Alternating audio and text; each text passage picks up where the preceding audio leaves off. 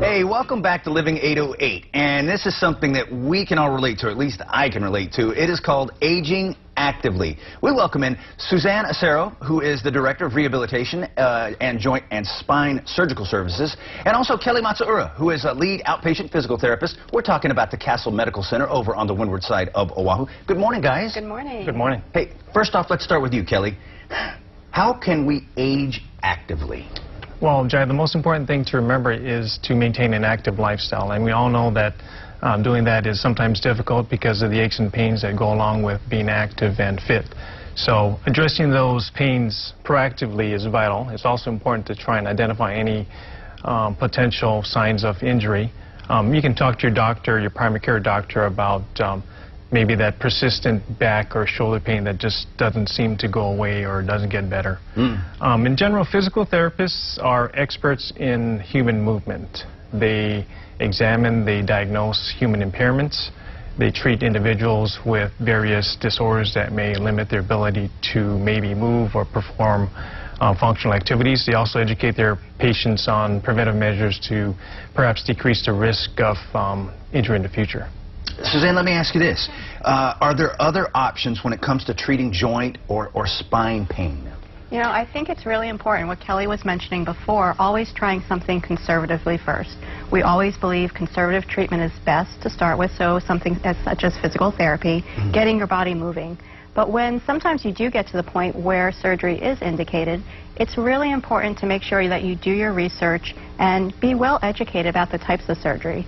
There are a lot of new approaches which are more minimally invasive, so it's less traumatic. So minimally invasive spine surgery, just taking small little cuts into the back versus it being a lot more traumatic. Patients are up and walking day of surgery. And the same with our joints. We have partial knee replacements. We have the Makoplasty, which is robotic partial knee replacement.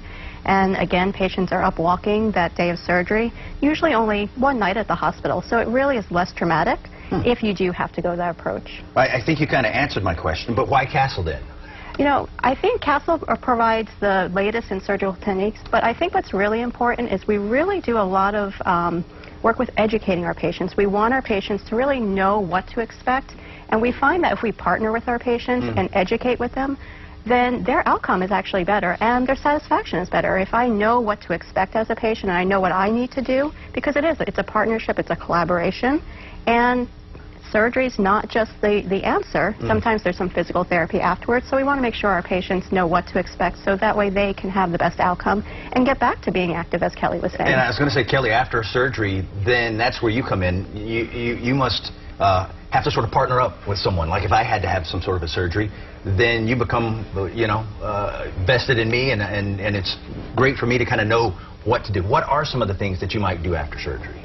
Well, probably the biggest one of the things to remember is activating some of the core muscles. It's funny you say that because I have a little earpiece and I just had my director tell me to sit up. Exactly. So you can see that Suzanne and I, we're actually therapists by trade, so it's sort of an habitual thing that we do. We pull in our belly button. That's probably the easiest thing to remember is to pull in that belly button. Draw it in a little bit.